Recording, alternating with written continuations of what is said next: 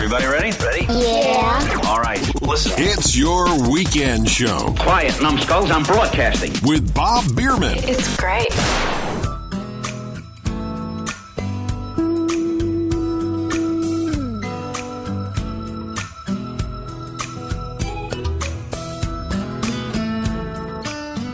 And welcome to your weekend show. I'm your host, Bob Biermann. So glad that you're with us here in the middle of October on this beautiful, beautiful day, at least in Florida it is, and we hope that it'll stay that way. This show does originate from the city of Vero Beach, Florida, if you've never heard the program before, and asking yourself, what is your weekend show? Well, it's a program about life, current events, and the challenges that sometimes you and I face, and we try to look at it from a very different but positive perspective. Over the past, 7 months, the program has been out there, it's grown, and it meets a need.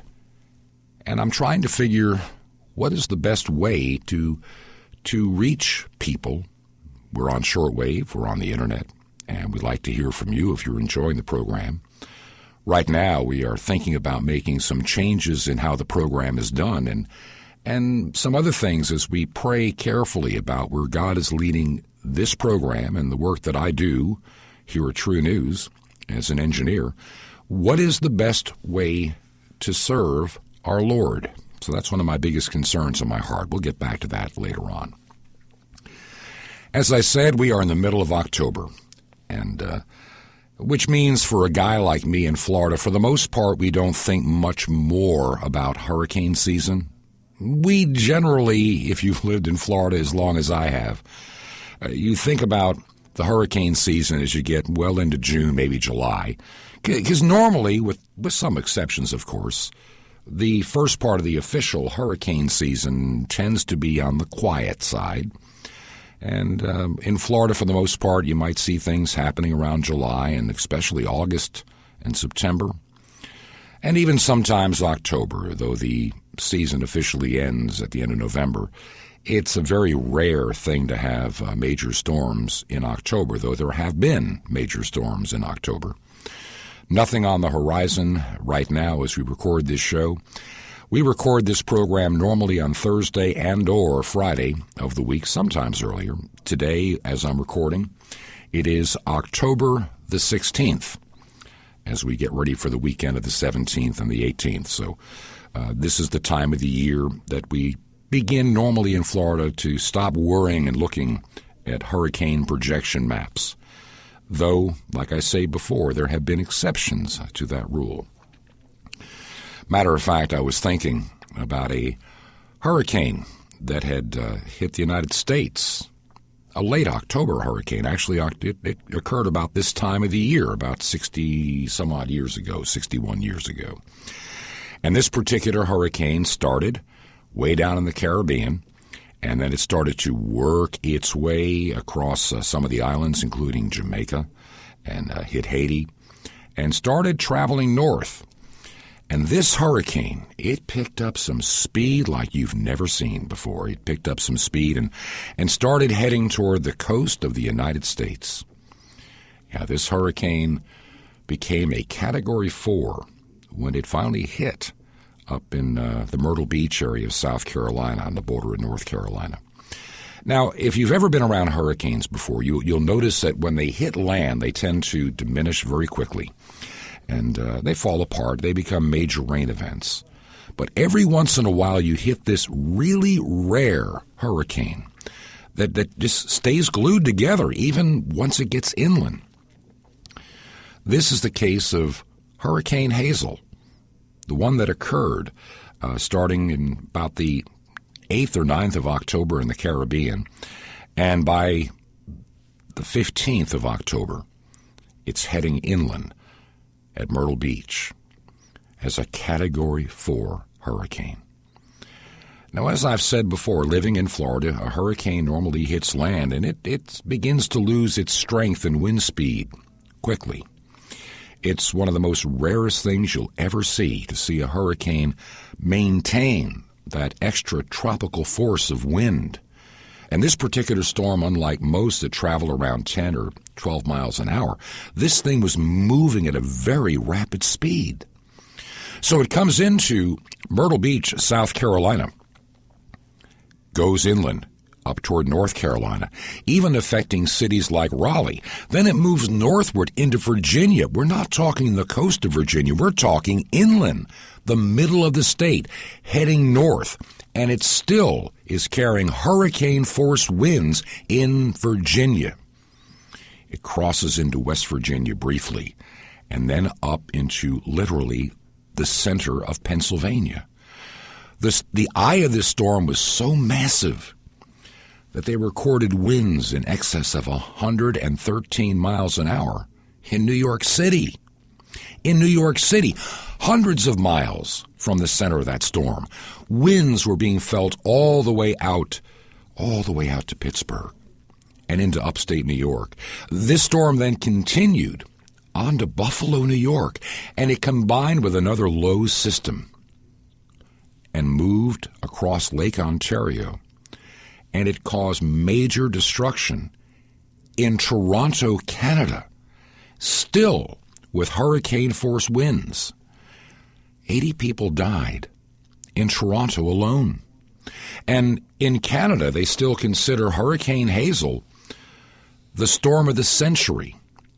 Nothing has ever topped it, no matter what the blizzard they've had up in Toronto and in Ontario. They've never experienced anything like a hurricane. The things that are never supposed to exist. Even the small community that I lived in for a while in upstate New York, of course not back then, I was not even born then. When it affected that community I lived in upstate New York with winds and torrential rains. It indeed was a very unique storm. If you look at the rest of the track, it continues northward toward the Arctic Circle before it actually denigrates to a tropical storm. It's a storm like nobody has ever seen. It killed thousands of people as it made its way through Jamaica and Haiti and into the United States. It was a devastating storm. It was in the multiplied billions of dollars in damage in today's currency. This storm was so strong and so powerful that they retired the name Hazel from ever being used again to name a hurricane because of its incredible devastation and its impact in so many places. Hurricane Hazel, October the 15th and 16th, as it made its way through the United States. At that time, there was a young woman living at home with her dad and had a friend staying with her as the storm was approaching. And during that time, they were listening to the radio. Now, you got to remember, radio back in the 1950s, in this case 1954, was very different than radio that we have today, or because television was just started. So there were really no news programs. There were no satellite trucks. There were no reporters out there. There was no advanced weather radar. And what news you got primarily still came from radio, not television. And so knowing this storm was coming, this young lady and her dad and friend were gathered around the radio in the city of New York and listening to some of the radio stations like WOR, trying to get news, and maybe WNEW, just to name a few. And on that night, waiting for that afternoon, actually going to the evening, trying to get some weather information because they had read in the newspaper that there was this monstrous storm that might hit the United States. Remember, we didn't have all the instant communications and, like I say, all the technology to track hurricanes like we do today. And I'm sure that night they were listening and music on the radio. And that night, this song came on the radio. Lately when I'm in my room, all by myself, in the solitary gloom, I call to myself.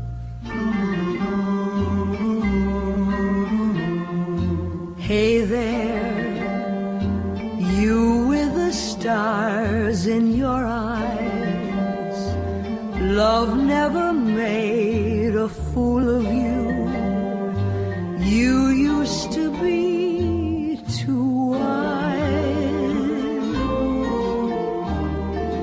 Hey there, you on that high-flying cloud. Though he won't throw a crumb to you, you think someday he'll come to you. Better forget him with his nose in the air. He has you dancing on a string. Break it and he won't care.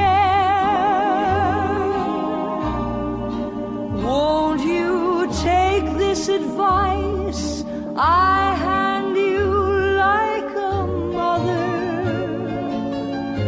Or are you not seeing things too clear?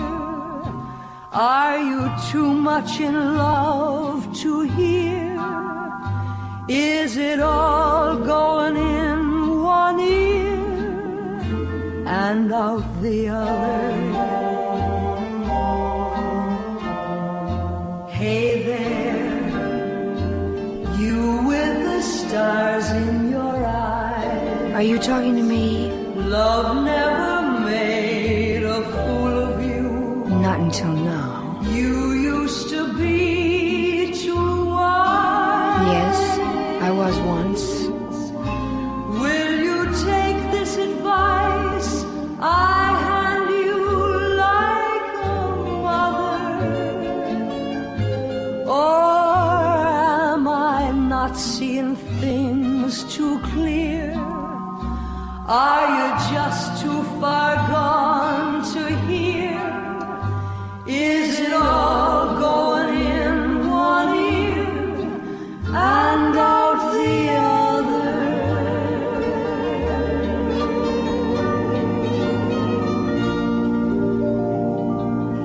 Rosemary Clooney and the song called Hey There, which became the number one song pretty much during the month of October. Matter of fact, on October the 16th, which was a Saturday back then in 1954, that's when it was officially listed as number one on the charts. So people all across the United States, and including many of those in that storm path of Hurricane Hazel, were very familiar with that song. Well, let me continue the story about this young gal, her dad and her friend, there in New York waiting for this storm to come. It had been a very rough time for this young girl for many, many months, actually, since the day she was born. She had a very most difficult time. We'll talk about that in a moment. But there she was with her friend and her dad with the storm outside, something that New York City and this borough of Brooklyn normally don't see a whole lot of. You know, Queens and Brooklyn, they don't see many, many hurricanes or major storms. Oh, they may see some winter storms, but something like this is an event, especially a storm, as I was saying before, like Hurricane Hazel that came in at Myrtle Beach, South Carolina, and went inland and remained at hurricane strength. Normally, when a storm like this gets inland 100 miles or so, it begins to diminish in terms of intensity, at least in the wind, rapidly. But this storm, amazingly, was a powerhouse. It was huge. And it stayed extra tropical all the way into Pennsylvania and New York and Canada. In Toronto, Canada, that's a long way from the Atlantic Ocean. And so people at that time were really not used to seeing a storm of this magnitude, especially at that time of the year in the fall. Quite often, like in the 1950s and 60s, by that time, most of the leaves are off the trees and the temperatures are rather cold. And the thought of a hurricane coming in October into the Northeast is just so rare. But people have been reading the newspapers and picking up bits and pieces, and they were concerned about what this storm may or may not do. And once again, we didn't have the computer tracking models that we have today, and you're talking to a guy that lives in Florida, so I watch this stuff. The Weather Channel becomes your friend starting in July, and especially in August, September, which are the peak months for hurricanes, especially in Florida and the eastern United States. And so this young gal and her friend and her dad were, watching, or I should say listening to the news on the radio and picking up the weather forecast. And they could tell the weather was getting a little bit gradually worse and worse throughout that afternoon of October the 15th. And they decided, while they had a chance with a little bit of a break in the weather, that young gal, her friend, decided to order and get a pizza. Now, living in Brooklyn, that's not a hard thing to do in Brooklyn, New York. Matter of fact, just down the street from where she lived was a locally owned pizza parlor. And the friend went down there to bring the pizzas back for them to enjoy and then, spend the evening listening to the radio and trying to keep up with the news and enjoy the music of the time, like you just heard before, that Rosemary Clooney song, which was the number one song on the hit parade and the charts and the radio stations that actually played music. That was the most played song in the middle of October of 1954. And so they enjoy their meal, and the weather's still, it's still raw outside. It's still a bit windy. It's still a bit rainy. And then this young gal started feeling very distressed and started having some physical problems. This young gal had a very difficult life. She was born in Brooklyn in the 1930s, and her mom died at a young age. And so it was a very terrible existence for her growing up. Her dad was a hard worker and a very tough but compassionate man, and he had a difficult time after the death of his wife. But he remarried, and so now she had a stepmom. And she had two brothers that were older. And during this time, when her mother first died, all three of them were put into an orphanage temporarily because her dad couldn't cope. And she was probably, I guess, around 7 or 8, living in an orphanage in New York. Her brothers were sent there. And then he'd feel better, that's Dad, and she'd come home for a while. And they got sent back several times. When the one brother got old enough, when he was 18, when the time came to go back to an orphanage because Dad couldn't cope, he just joined the military and left and served his country. She, on the other hand, was still young, and she'd be going back and forth. Her father remarried, and the new wife really didn't like her that much, so she was treated like the proverbial red-headed stepchild, not that she was red-headed. And it was a miserable life, a difficult life. There were times that the father loved his children, at times he wanted them gone. And why it took him so many, many years to ever recover from the death of his first wife, I'll never understand, but it made its mark on her. She felt like the most unloved human being that ever walked the face of the earth.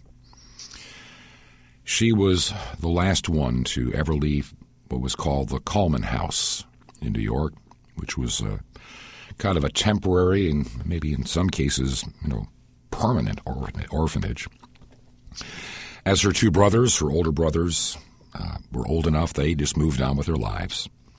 And like I say, both of them joined the military, and she just stayed there and ended up coming home and then decided enough was enough. She contacted her brother, who had just gotten out of the military. She's probably around 18 years of age, 17, 18, and decided she had had enough. She was of age now, coming of age.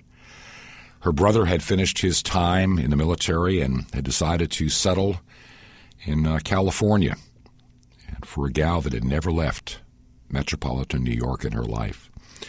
What an experience to get away and to go out to California, where eternal sunshine and oranges and just a beautiful place compared to the miserable life that she had had all her childhood years.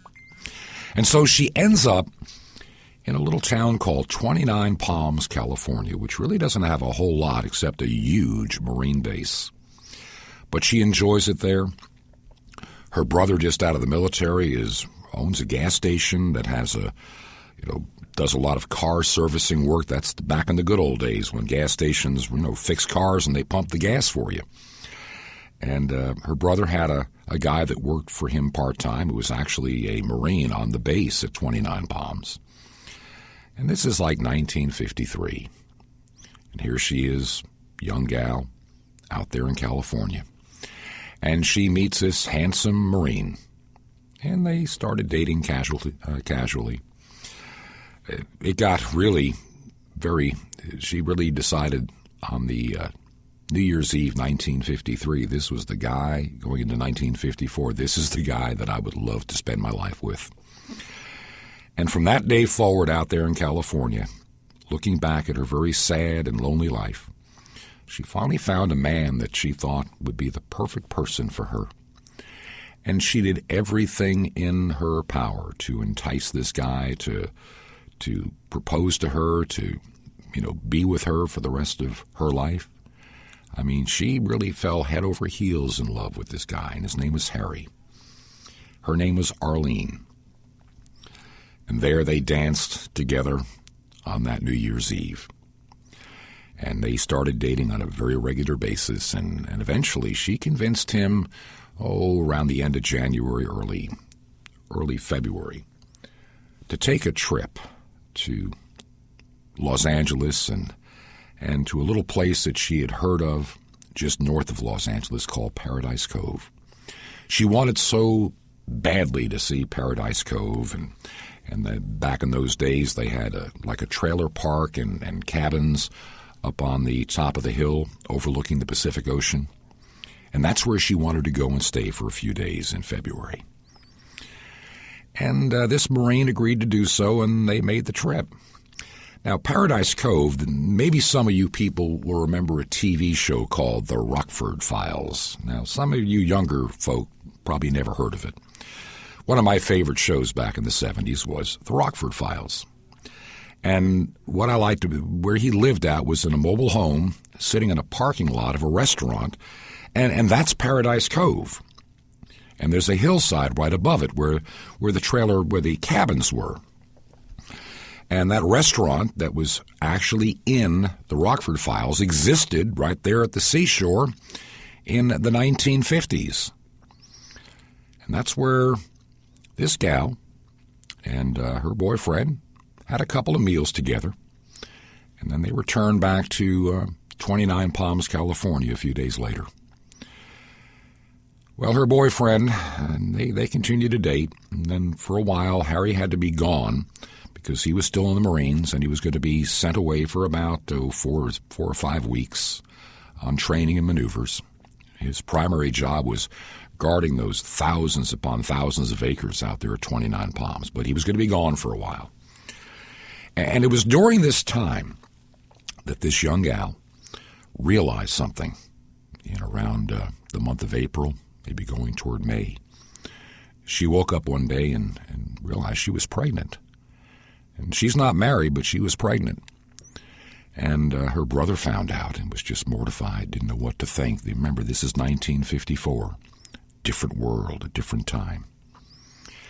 And her brother decided that she needed to go back home to her dad in New York for the time being. He did not want to deal with this, and the idea of her being with this guy named Harry, he didn't like the idea at all. And so without a whole lot of fanfare, as she entered the summer of 1954, she found herself on a train from California all the way to New York. And there she spent her summer, looking for the fall, when she'd be giving birth to her first child. And she made a friend that stayed with her during those days of pregnancy. And there they are, October the 15th, 1954, with a hurricane inland but affecting their weather. They just finished their pizza and they're listening to the radio, and as the evening goes on, she's in distress because she's in labor. She's getting ready to deliver shortly her first child. Her dad calls a taxi cab because they didn't have a car, so they call a taxi cab. And her dad, herself, and her friend got in that cab, and they went to St. Elizabeth Hospital, doesn't exist anymore, in Brooklyn, New York.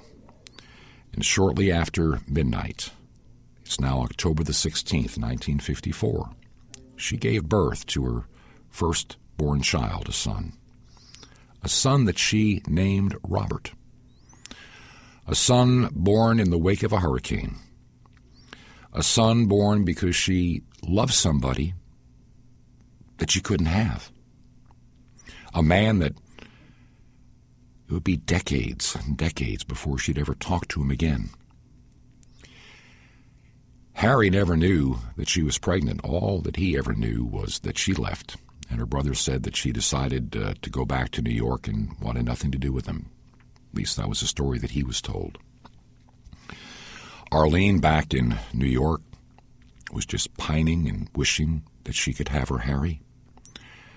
And there she was with a son in an environment where people were very hostile to a single mother. Like I say, this is 1954.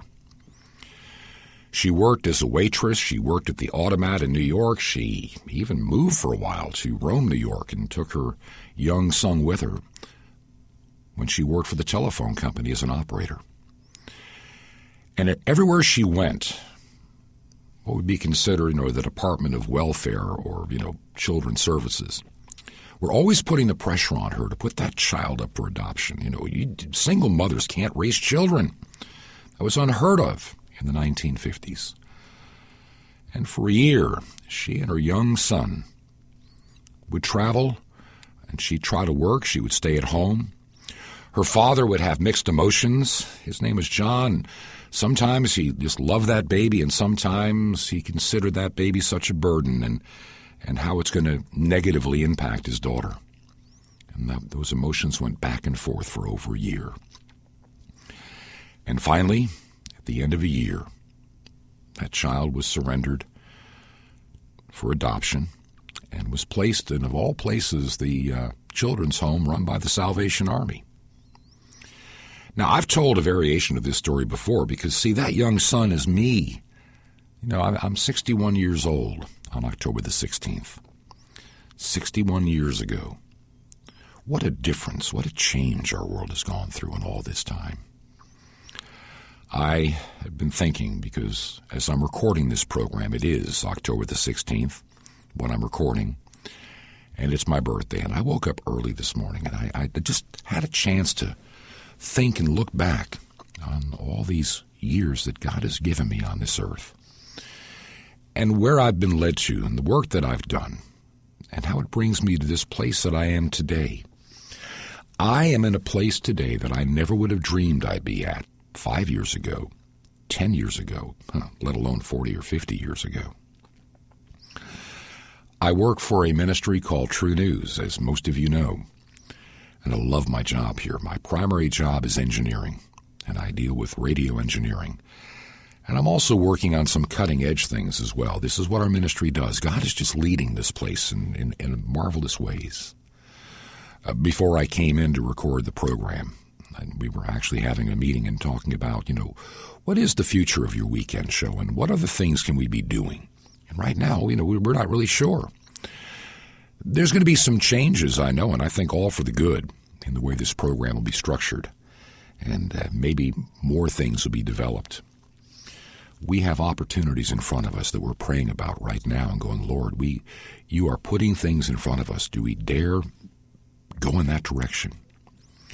One of my big projects right now, if you've been a regular listener to the program, you know that we put together this new recording studio. Matter of fact, this is where the True News program is produced every day. I'm sitting in this outstanding sound room where I can sit with quiet and peace and record and think the things that I'm saying to you. And the equipment being used is what records the True News program and the editing that's done for that program. But I'm also building now another studio in another room. I can actually see it out the window of this one to the window of, between this control room and that. I'm building a very large radio studio with multiple microphones to be able to produce live radio programs, live radio announcers with guests and telephone, the whole 9 yards. We're going to be using it for the low-powered FM part of the day that we have here in Vero Beach, but it's such an exciting room, and the possibilities of what could be done with that room is what is really on our hearts and minds right now. We see an opportunity to do things with that room, that little room, that excite me, that can touch not just Vero Beach, not just Florida, not just the United States, but the world. And then we're building another small studio after that we never had any intention of. We have this tiny storage room in our new building. And as much as we need the storage space, we do have other places we can put some of this stuff at. And it hit me the other day to be the perfect little recording studio where one person, just like for doing this show, you don't need the elaborate studio I'm using right now. I could walk into a much smaller little one-person sound booth with all the basic equipment that I need and produce a program just like this. We are now producing news for radio stations, 24 hours a day, 7 days a week. True News has grown that much that it actually has an hourly newscast available to commercial and non-commercial radio stations. If you had asked me 3 or 4 months ago, would we be running a news network here at True News, I would never have thought that possible. I mean, with the small staff that we had to produce True News, just the radio, the 1-hour daily radio show, is quite an undertaking of itself. There's a lot more to it than you would ever believe. And now we run a radio station here in town. It's a low-powered FM, but it sounds like a big station out of a big city, well run. God has provided us great equipment to do the job for His kingdom. It excites me to be a member of the staff of True News. And I'm looking at the changes in my life that have occurred because of being here. And I'm looking at how God is making changes, taking some things away and bringing some things into my life, day by day going forward.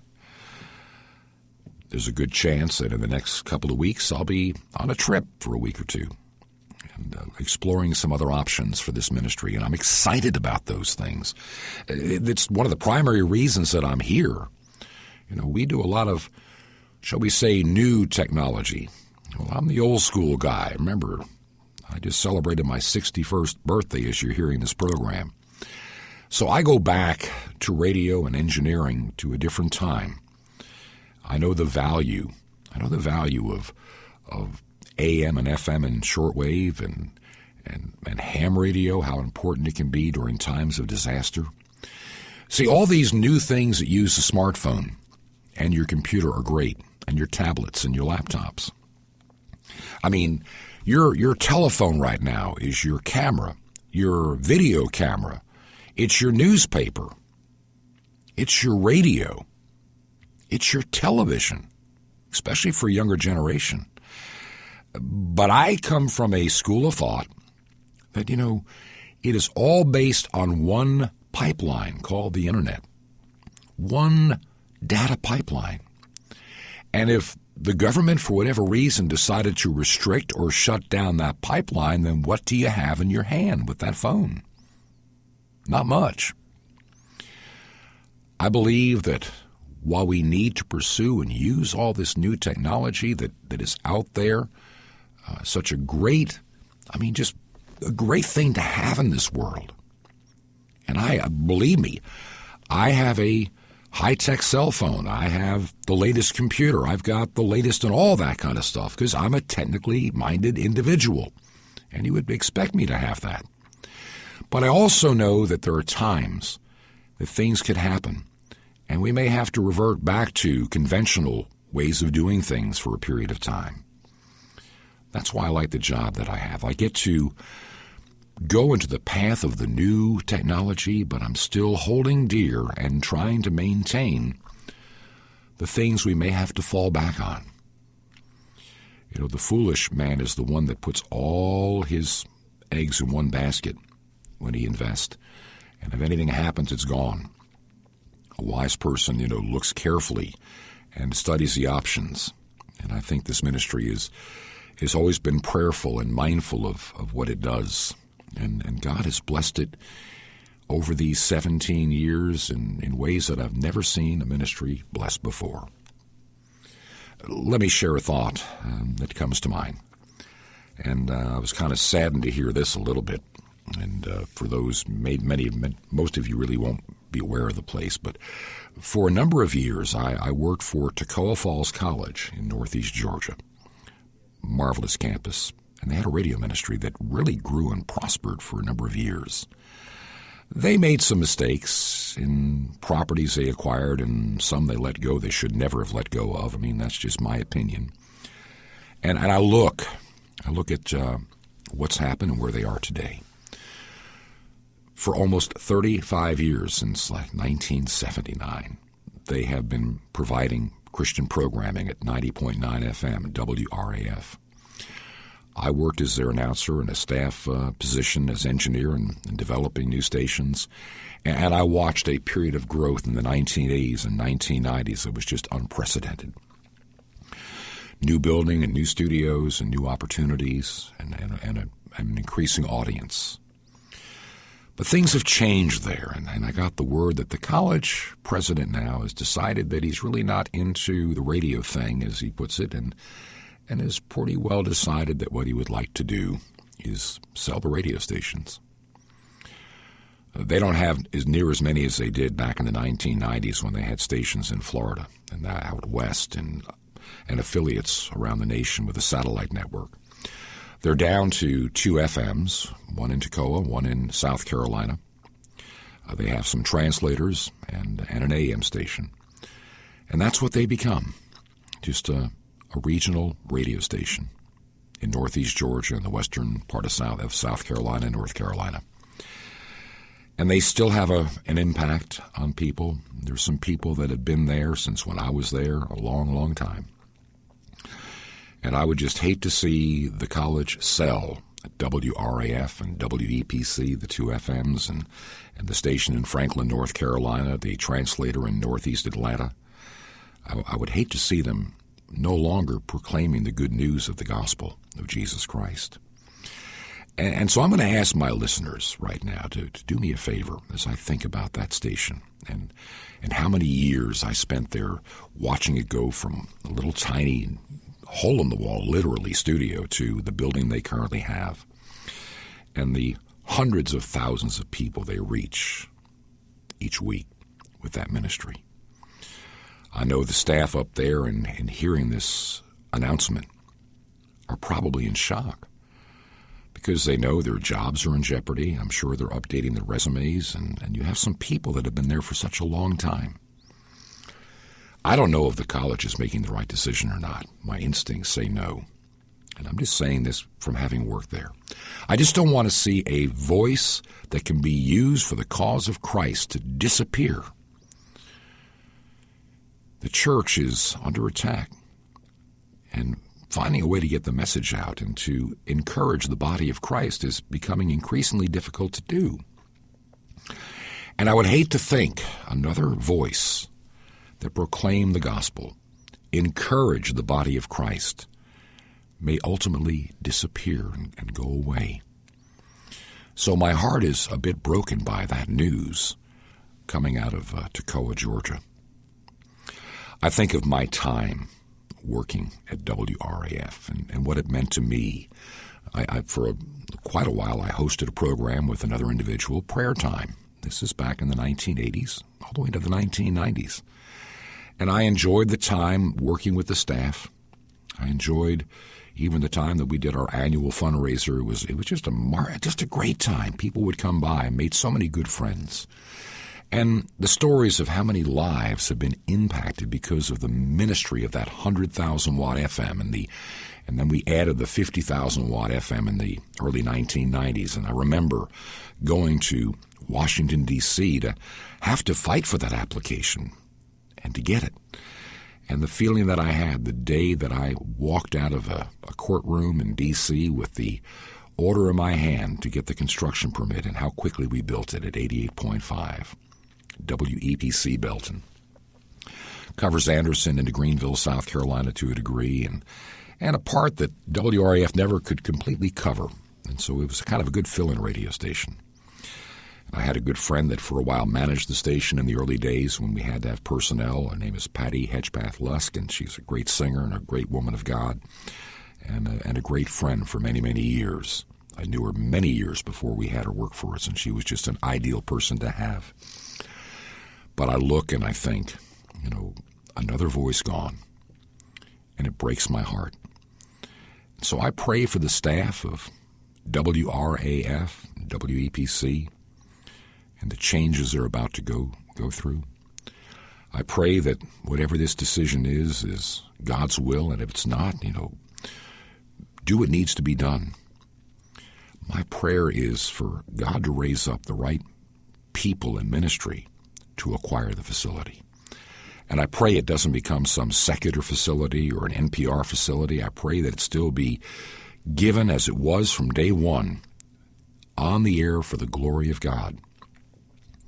That's my concern. And so I pray for that station and its staff. I pray for the college. It's a beautiful college. If you've ever in the area, stop by. It's a small campus, but it's got one of the most beautiful waterfalls you'll ever see, Toccoa Falls. That falls means a lot to me. From the first day I ever saw that town in 1975. And it was at the base of that waterfall, I might add, that I proposed to the woman that would ultimately, not that many months later, become my bride. So the falls have a lot of meaning to me. And we'll talk about Toccoa Falls in just a couple of minutes. I think I'd like to share another story that maybe you don't know and might be an encouragement to you as we go on this journey called life. This is your weekend show, and I'm your host, Bob Biermann. On the air and online at yourweekendshow.com with Bob Biermann. The Florida Bible Institute and Seminary exists to glorify Jesus Christ as Lord by preparing adults to evangelize, disciple, and minister to the world. Since 1973, the Florida Bible Institute and Seminary has fulfilled its mission of preparing men and women for ministry. The Florida Bible Institute and Seminary is accessible to students around the world through an online delivery system. Our mission is to equip faithful men and women for the work of ministry by teaching spiritual truths, imparting biblical knowledge, providing practical ministry opportunities, and ground them in the message of God's unconditional love and grace. If you would like to find out if the Florida Bible Institute and Seminary is the school for you, visit their website at tfbis.com. That's tfbis.com. The Florida Bible Institute and Seminary. Does it seem like the world has gone totally crazy these days? Are there things happening that simply don't make sense? Does it feel like nothing is stable anymore? Where are we headed? And how can we prepare to cope with fast-changing and powerful events? Hello, my name is Rick Wiles. I'm the host of True News, the end-time newscast. True News is on the cutting edge of reporting and analyzing national and world news. You'll hear news, views, and commentaries that you'll never hear on CNN, Fox News, MSNBC, or any other network. You'll also hear fascinating interviews with prominent newsmakers. I must forewarn you, True News is not for the timid. It is industrial strength news. Now you can hear True News Monday through Friday on this radio station. Visit our website, truenews.com. True without an E. Thank you for tuning in to SunPower Radio World Band. It's your weekend show with Bob Biermann. So many nights I'd sit by my window, waiting for someone to sing me his song. So many dreams I kept deep inside me, alone in the dark.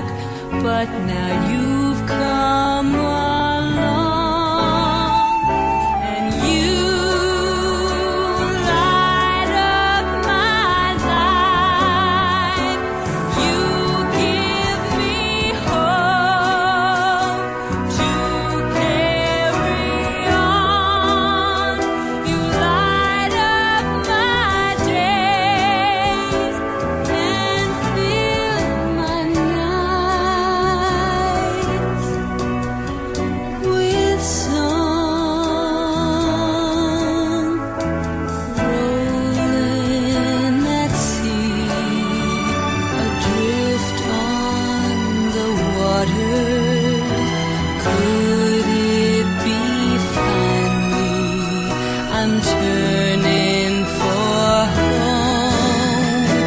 Finally a chance to say, hey, I love you. Never again to be all alone with you. Light up my life. You give me hope to carry on.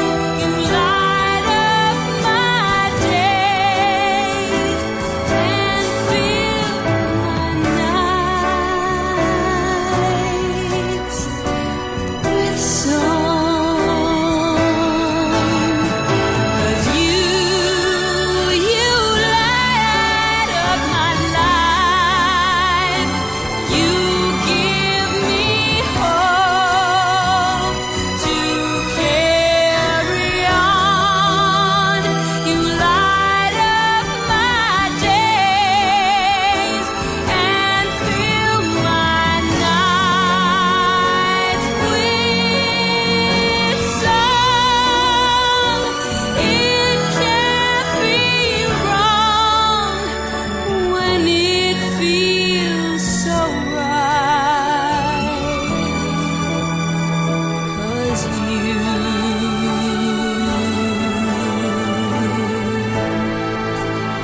you light up my life.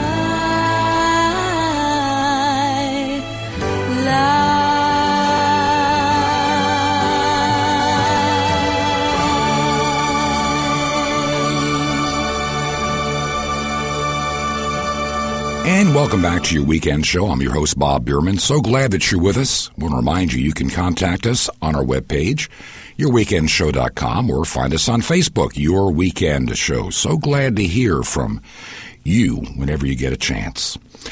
Well, if you're listening to that song, it comes from 1977. It was the number one song for many, many, many months.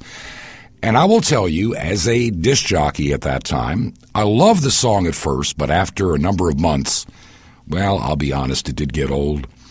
I know for many of you that were listening for a few minutes of that song, it probably brought back some good memories. When I went to the break, I talked about wanting to share something about Toccoa, Georgia, actually Toccoa Falls College in particular. And so allow me to take just a minute or two to bring back a few memories. In the summer of 1975, now I'd been dating a gal that I'd met in March of that year. And I think I've told you the story about meeting my beloved wife, Delinda, who passed away in 2004. And I met her at a drugstore on my first day in Toccoa when I came to work as a radio announcer. And we dated, and though there was an age difference, she thought maybe we shouldn't be dating, and we went back and forth. But finally she realized that she really did love me. I remember one afternoon, it was in the summer, maybe around June 1975. We went to visit the campus of Toccoa Falls College. And I had never really taken the opportunity to see this beautiful waterfall that she had told me about, a 186-foot-tall waterfall. It's as high as Niagara Falls, but not near as wide. Beautiful place.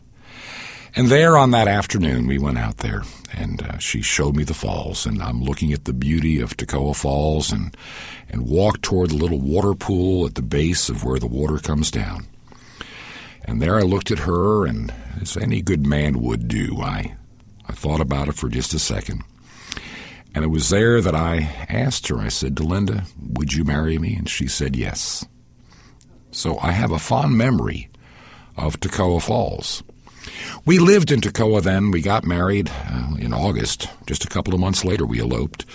And I continued working in Toccoa, Georgia for about another year. And then I took a job in Atlanta for about a year and a half.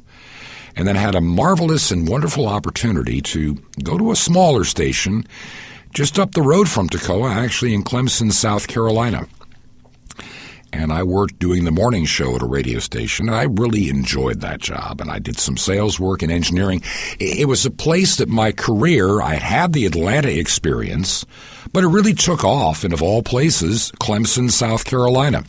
It also made Toccoa just about a 45-minute drive or less down the highway from where we lived, which is great for my wife because she had family there. And it was close to Anderson, South Carolina, where I had family. So it was an ideal place for the two of us to live. When I had worked a few years earlier in Toccoa, I worked for a radio station, WLET in Toccoa. And quite often I worked on Saturdays, and there was a legendary program called The Billy Dilworth Show.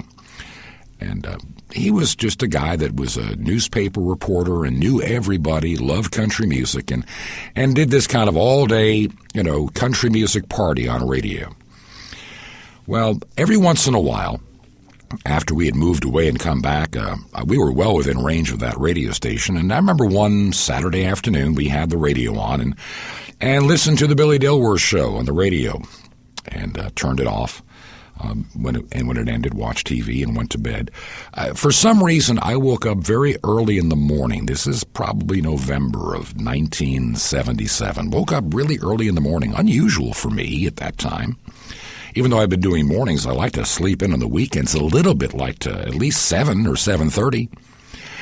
And I got up and I went to the den and I put on the stereo system, and I noticed the Toccoa radio station was still on the air. Now, normally, and I'd worked there before, they signed off at midnight and came back on the air at 6 o'clock in the morning, 7 o'clock on Sunday. And here it is. It's 4:45 in the morning, and the radio station's on the air, and I'm hearing this guy who is actually one of their salespeople, not one of their radio announcers, talking about a disaster of some kind that had occurred down in Toccoa. And so I realized, this is important. I had done news, and I grabbed my tape recorder and my clothing, and my wife and I decided, it's time for me to go down and check out what happened. And I've shared the story just very recently about the dam break in Toccoa, Georgia, and how 39 people lost their lives when that dam broke. But, I worked for a while in emergency management not that many years ago, and I've learned to understand how natural disasters can strike sometimes, like in the case of that dam, totally without warning. When we hear about those stories, we think about the loss and devastation that occurs when something like that happens. But I think what stands out for me, and this is what I want you to remember, my friend, what stands out for me is how the people that were affected when that dam broke, 39 people lost their lives, students, families, people that lived on that campus. They died. They lost loved ones. They lost children. They may have lost a spouse. But what really stands out to me to this day in my mind, what really stands out is how much these people from Toccoa Falls put their trust in Jesus Christ.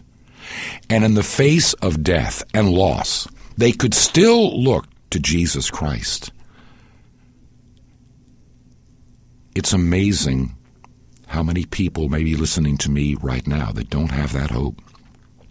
That if anything ever happened, you'd be devastated. Of course you're devastated. It's a natural thing.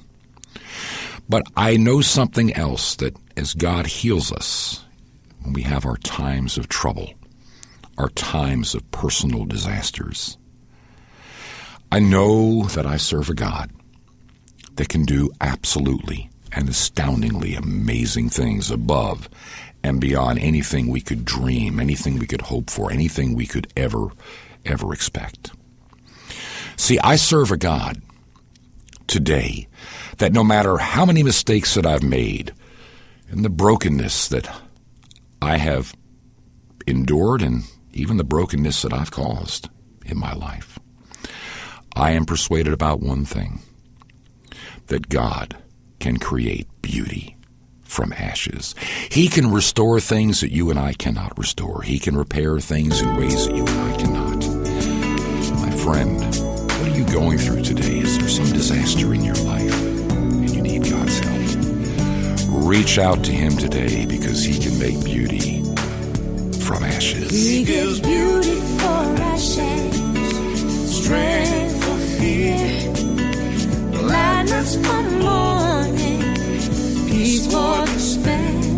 He gives beauty for ashes, strength for fear, gladness for mourning, peace for despair.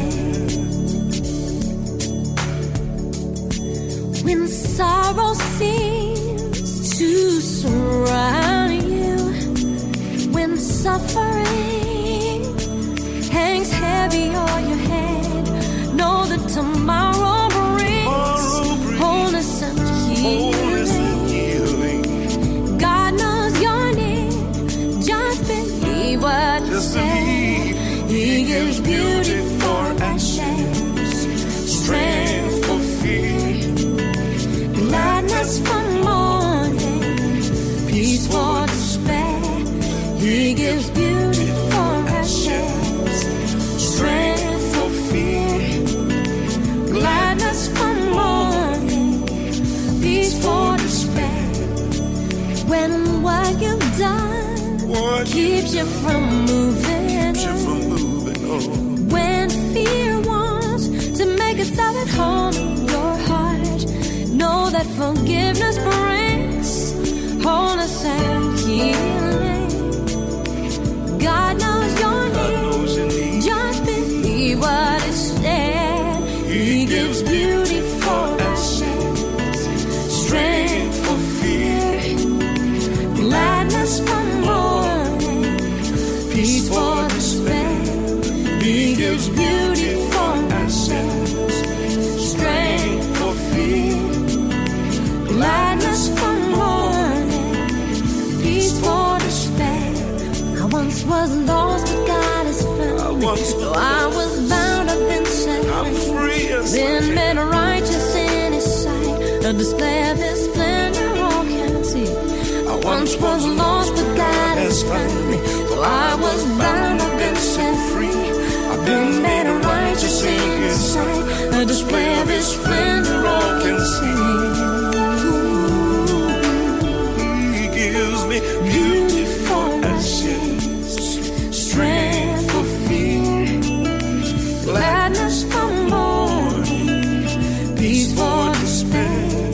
He gives beauty for ashes, strength for fear, gladness for mourning, peace for despair. He gives beauty for ashes, strength for fear, gladness for mourning, peace for despair. He gives beauty for ashes, strength for fear, gladness for mourning, peace for despair. Peace for despair. Well, that does it for this week's program. Contact us at yourweekendshow.com or at Facebook at Your Weekend Show. Until next week, this is Bob Biermann saying, may God's richest blessings be yours.